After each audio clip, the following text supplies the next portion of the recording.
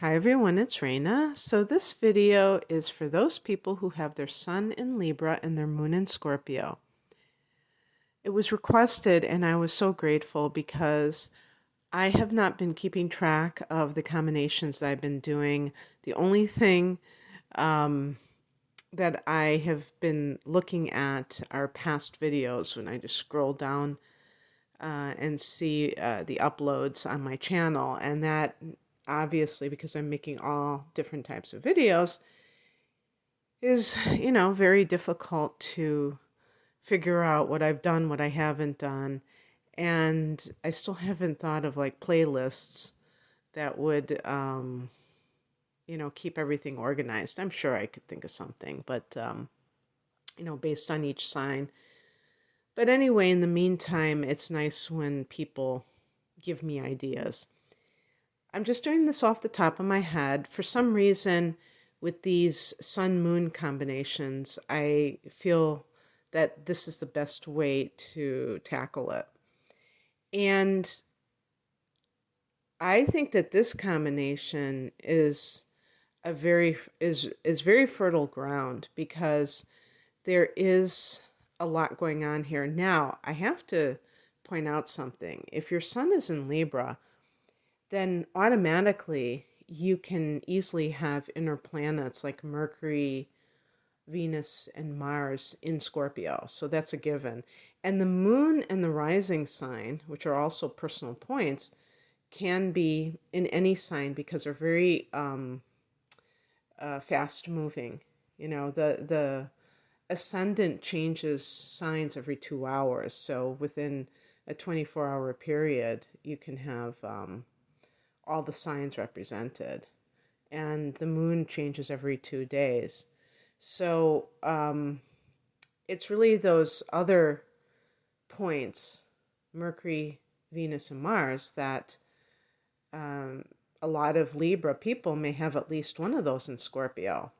And because Scorpio is such a powerful sign, I think of certain signs like Aries and Leo that are very overpowering in terms of what their particular influence is.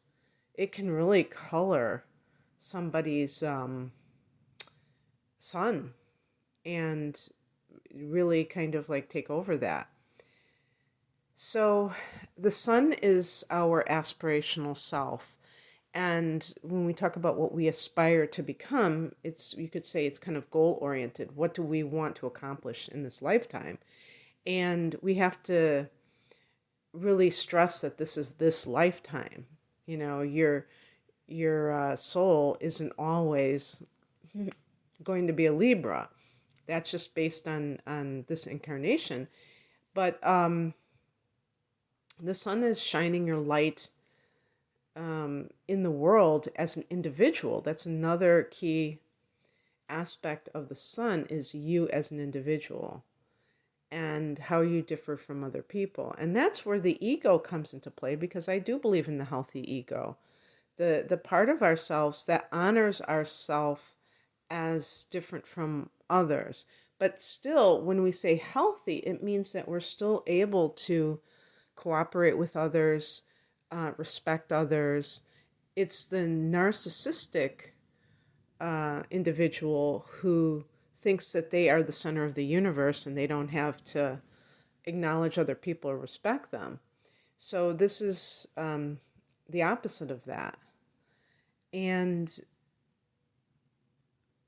people who don't shine their light and act like they're so humble may in fact be people who don't have a sense of self. It doesn't mean that they are truly, highly evolved, because they don't really have this sense of who they are or what they're all about. And that can also lead to, when you don't know who you are, it can lead to all kinds of other destructive choices. So honoring the self, I think, is a good thing. And the moon is has a karmic connection, And I mean, I keep hearing this over and over again. My feeling is one of the big reasons for this is because it is past conditioning.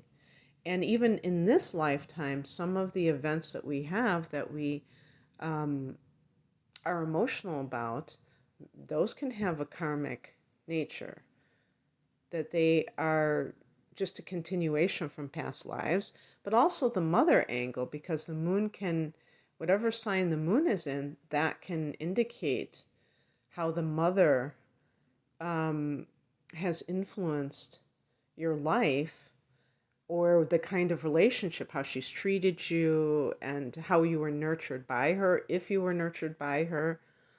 So, there is a school of thought that we choose our parents, so that would also play into the karmic angle, because we might choose our parents based on our karma that we want to um, gain more clarity on how to make better choices, because the word karma simply means action, and we take it to mean punishment or something like that, and it's just action and reaction. And if we have committed transgressions in another lifetime, rather than looking at it as punishment, we may actively choose to um, experience a similar situation, and yet from a different perspective, so we can gain that wisdom from stepping into somebody else's shoes and seeing how it feels like to be on the other end of something. So anyway, this is an interesting combination, because Libra as a sign, being ruled by Venus and also ruling the seventh house of committed partnership and all partnerships, is other oriented. Venus is a cardinal air sign, so it's coming from this perspective of the mind being a great tool, a great asset in their life. And in addition to that, other people being a great assistance. Some signs, some individuals prefer working alone. A person with the sun in Libra prefers working with at least one other person. There's always that feeling that things are better when you are collaborating. And Libra is a very social sign. Now, what about Scorpio? Is Scorpio a social sign?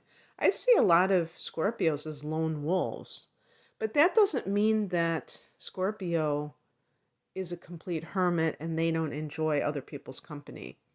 I think what it means is that Scorpio, even as a water sign, is highly individualistic.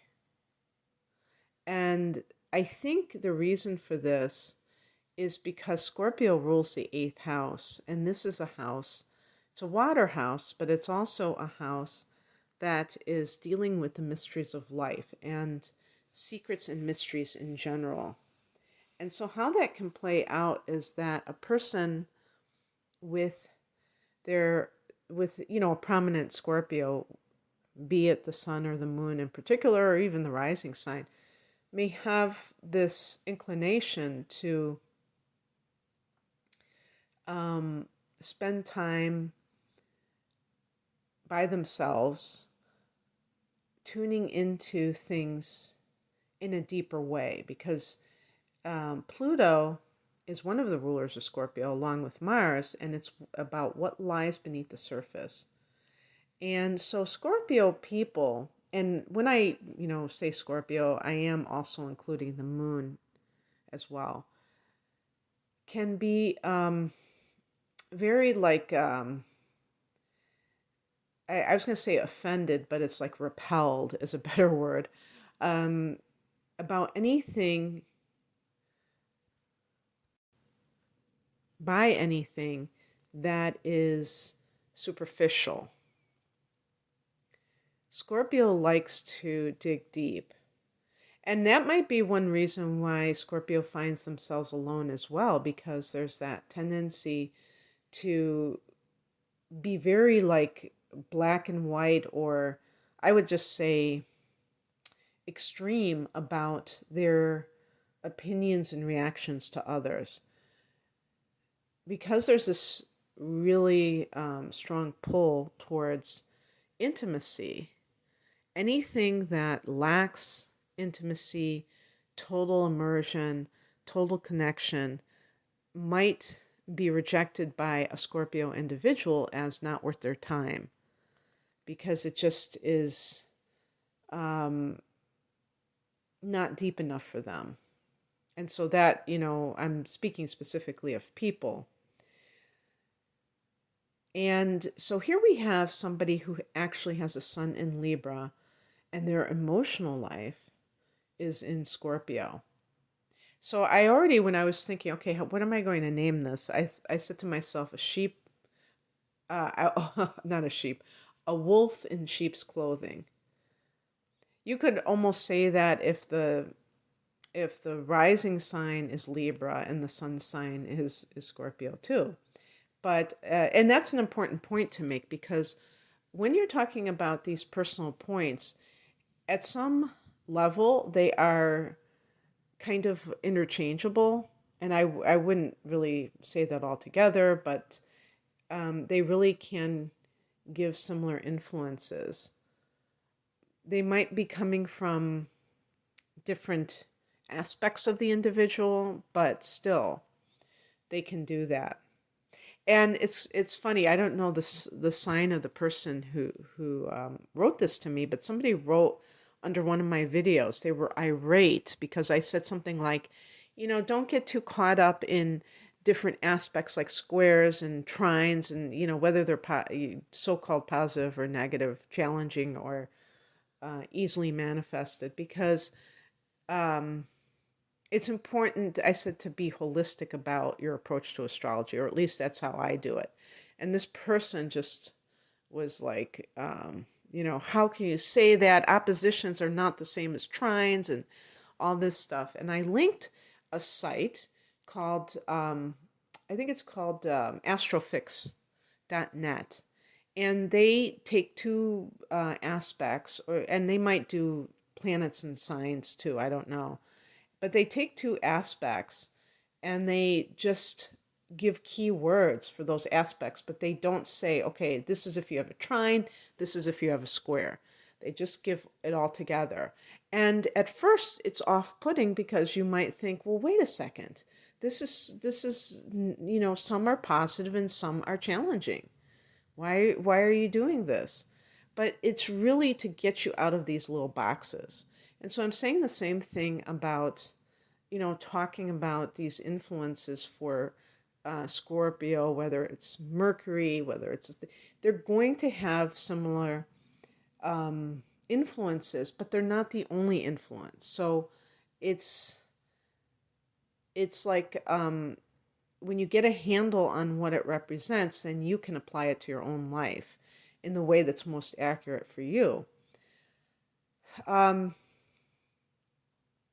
So what I can see about this kind of person is that you might be someone who is very social, and you really want to have harmonious relationships. But something stands in the way of that, and that is that blasted moon in Scorpio. And by the way, if you're interested in an in-depth look at the moon in Scorpio, I have one for you. And it goes into it. I think it's probably like close to a half hour long. So I can't really talk about the moon in Scorpio too much, but you can check that one on my channel. And the moon in Scorpio can give emotions that are extremely upsetting sometimes to the person, because they really want to be that kind of genial, gracious person who is always kind, always seeing the best in others, and very elegant, whether it be their physical appearance or their mannerisms. But inside is like this roiling river. And they may hide it. You have to look at your rising sign to see how well you hide it, because that's kind of your image, your demeanor, your outer part of yourself. And it's a very it can be very challenging if the person really has a strong belief that negative, and I'm putting that in air quotes, emotions are bad. That's in air quotes too.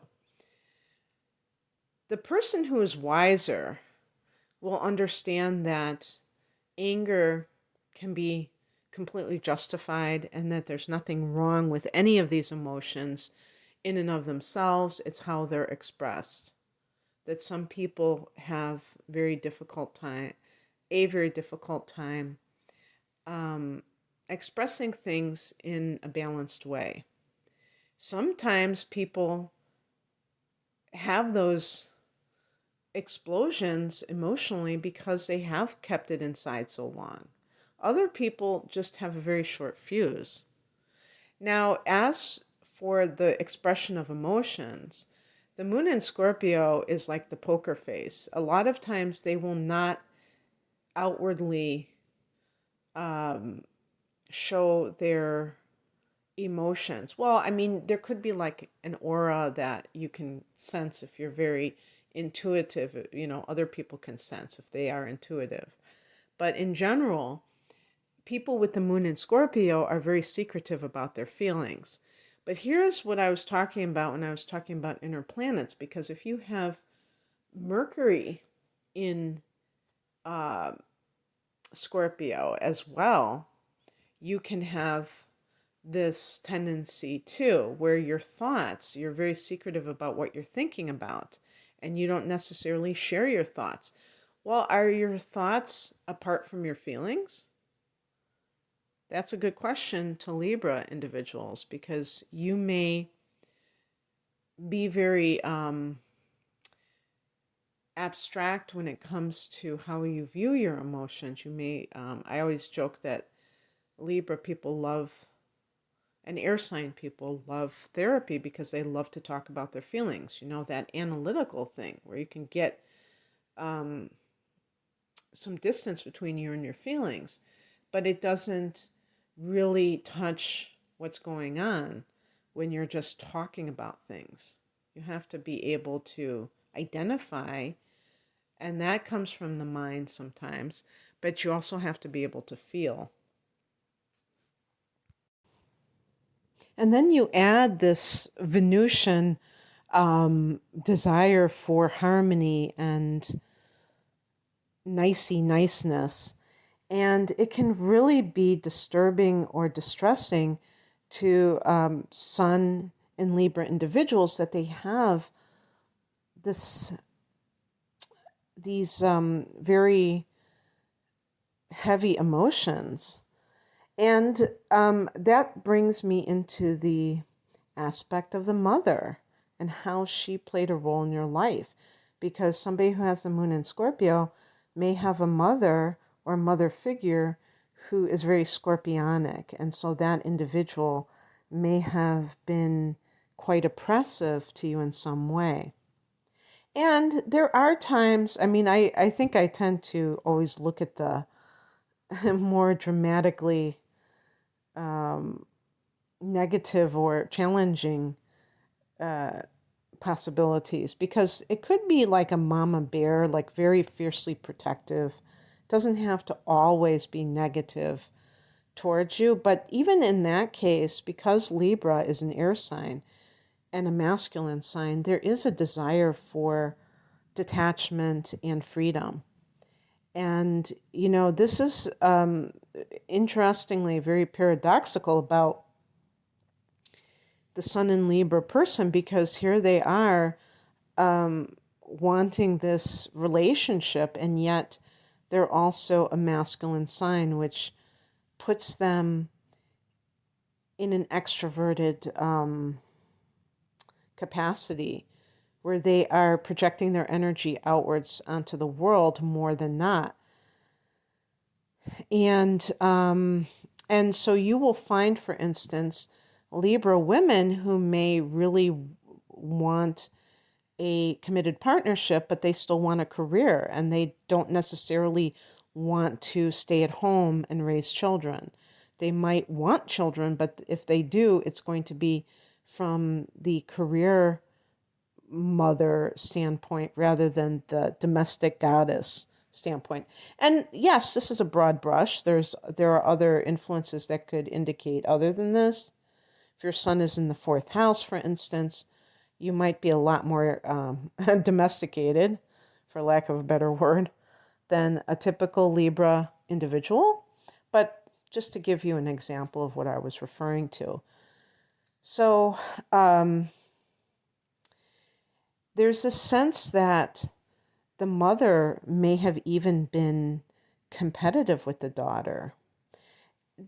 Scorpio is associated with power because of the Pluto connection. Even Mars is very aggressive. That's the other ruler of Scorpio. And, Mars tends to be quite pushy and wanting its desires. Mars can be desires. And Mars is also, I think both Mars and Pluto can have their connection with sex. Mars can be the sex drive, and Pluto, I don't know if it's the dark side of things. But in any case, Scorpio is associated with sex. And if you think about Libra, when somebody has a prominent Libra, they can be physically attractive. So the sun would definitely, qualify for this. And not only are they physically attractive, but they love beauty. So they want to enhance whatever beauty that they possess. And so they might be very concerned about clothes, for women, makeup, and anything that enhances their looks. Now you take let's say a teenage girl who's a Libra, who's just starting to be aware that she is attracting attention from, I'll just say the opposite sex, but it can be obviously anybody. And you have the mother who is maybe in her, I was going to say in her 30s, but she would have to be a teenage mother. Typically, it's going to be in her 40s and beyond. And she sees this daughter who is a lot younger than her. And if that mother is not mature emotionally, spiritually, she may see her daughter as a threat. And the worst case scenario, and this does happen, so it's not, beyond possibility, is that you have a mother who may not be with the father of the Libra individual. And let's say she has a boyfriend, or she married somebody else, and that's the Libra stepfather. And the stepfather has eyes for the girl, or the stepfather makes unwanted advances towards the daughter, and the daughter tells the mother, and the mother says, you're a little slut, you tried to seduce my man. Those things happen. It's horrible to even contemplate that, but it does happen. And so what does that do to the daughter? What kind of emotions does she internalize? Rage, feelings of extreme sadness. They say that rage is oftentimes, kind of like sadness that has an aggressive edge to it. I can't remember what they call it, but you know what I mean. There's a lot of times when people get angry, it's really because they've been hurt so badly and they feel so sad, but it's almost more empowering to get angry about something than to get sad about it. And remember that Libra is a sign that is really associated with fairness. And so if you get falsely accused of something, that can feel so unfair that it's like truly, truly upsetting to a Libra person to get accused or treated as if they've done something wrong when they know that they haven't. And so depending on what kind of a background you have, if you come from a background of abuse, and that would definitely include sexual abuse, which with the moon in Scorpio, that can be anything with Scorpio lurking around can have that angle. Pluto's about taboos, the secretive qualities, and that's on the emotional level, and you carry that with you.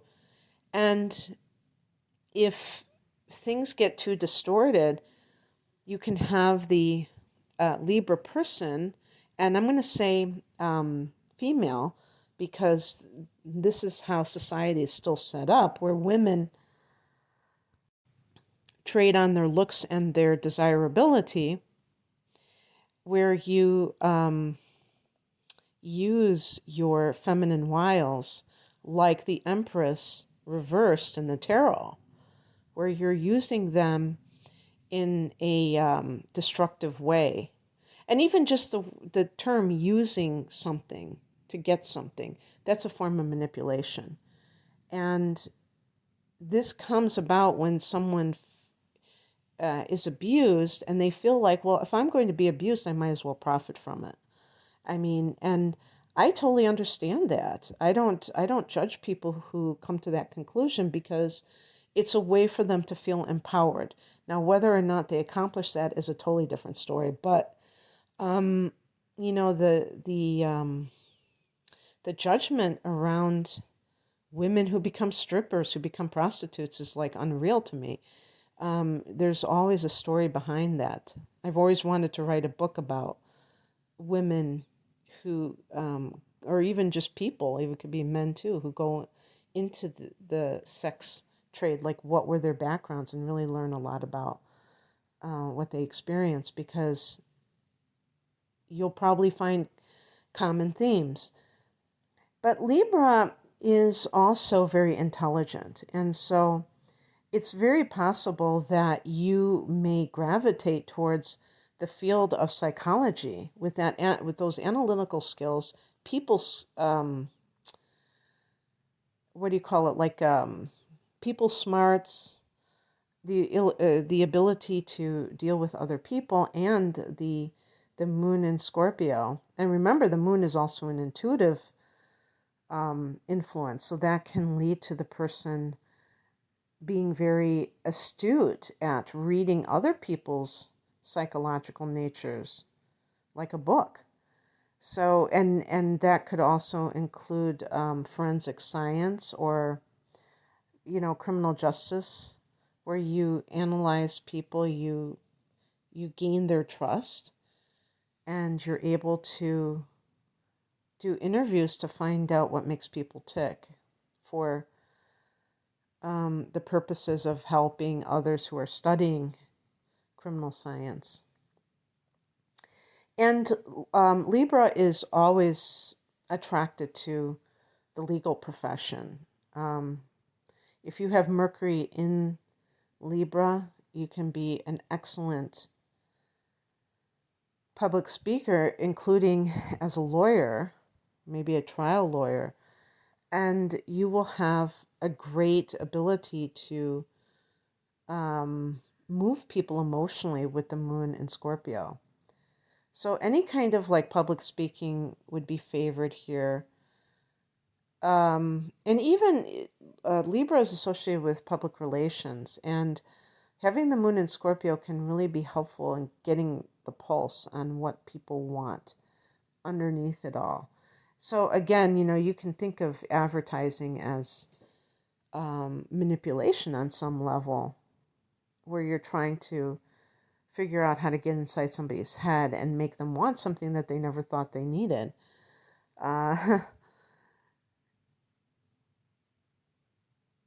There's just like, there's a lot, it's like, there's a lot going on beneath the surface of your life. It would behoove you to get in touch with your feelings. Shadow work. The Scorpio rules the 8th house, and one of the components of this is the shadow self. And this is probably best exemplified by the sun in Libra, having this moon in Scorpio, where you cannot understand why these emotions come out. And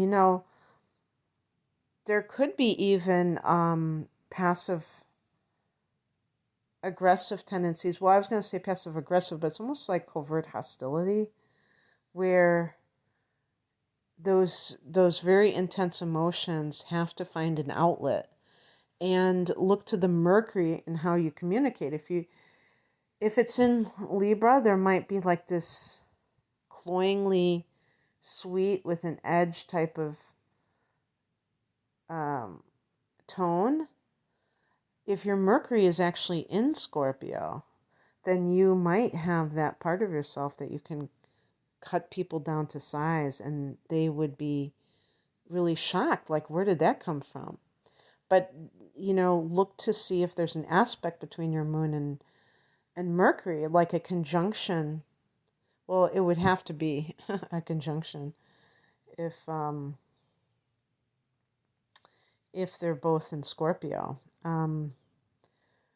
where you're just very,